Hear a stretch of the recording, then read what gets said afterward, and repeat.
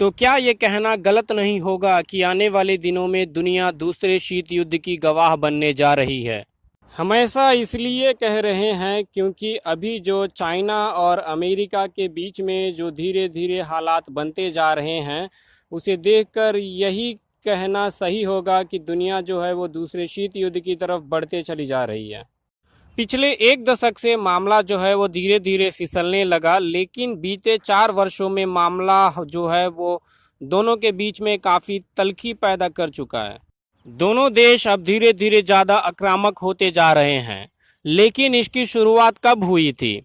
इसकी शुरुआत जो है वो साउथ चाइना सी विवाद से शुरू हुआ और धीरे धीरे जो मामला है वो ट्रेड, फिर टेक्नोलॉजी, फिर इकोनॉमी, गवर्नेंस और अभी तो ट्रैवल एंड टूरिज्म तक आ पहुंचा है। पिछले एक दशक से अमेरिका जो है वो चाइना के मिलिट्री विस्तार और चाइना के अधिक बढ़ते साउथ चाइना सी में आक्रामकता को लेकर पिछले एक दशक से नज़र बनाए हुए है।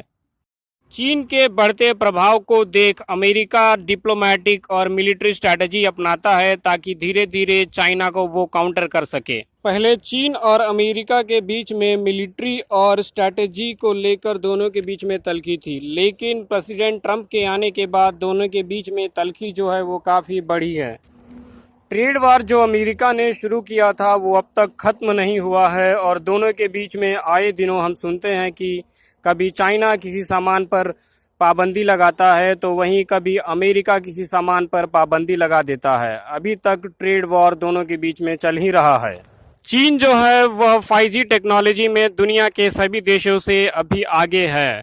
वहीं पे पश्चिमी देश यानी वेस्टर्न कंट्रीज चीन के इस टेक्नोलॉजी में बढ़ते हुए कामयाबी से नाराज है, उसे कम करना चाहते हैं। पिछले 3 महीने में जो घटनाक्रम हुआ है उसे देखकर दुनिया के स्ट्रैटेजिक एक्सपर्ट्स का कहना है कि आने वाले दिनों में हम नए शीत युद्ध को देख सकते हैं।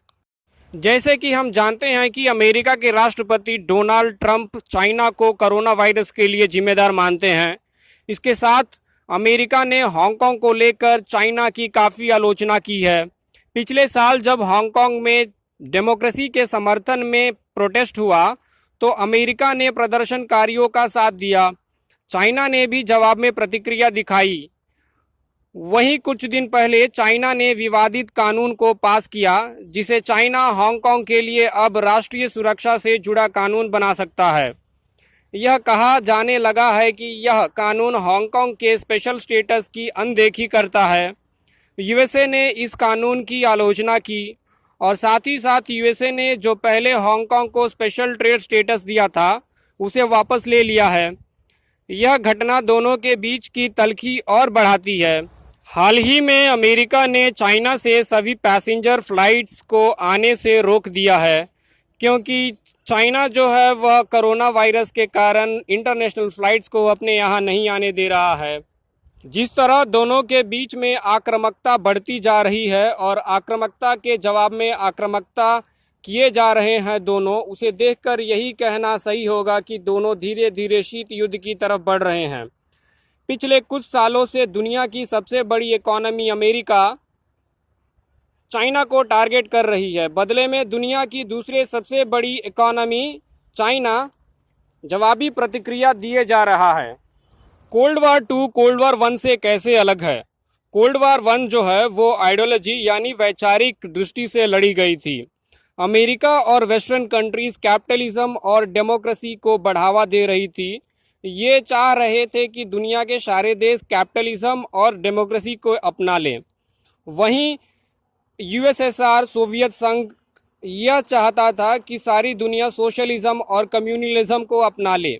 वहीं दूसरा शीत युद्ध इकोनॉमी, फिनेंस और स्ट्रैटेजी के आधार पर लड़ा जाएगा। अगर दोनों देशों के बीच अगला शीत युद्ध ना हो, इसके लिए दोनों देशों को एक दूसरे से बातचीत जारी रखनी होगी, एक दूसरे का भरोसा जीतना होगा।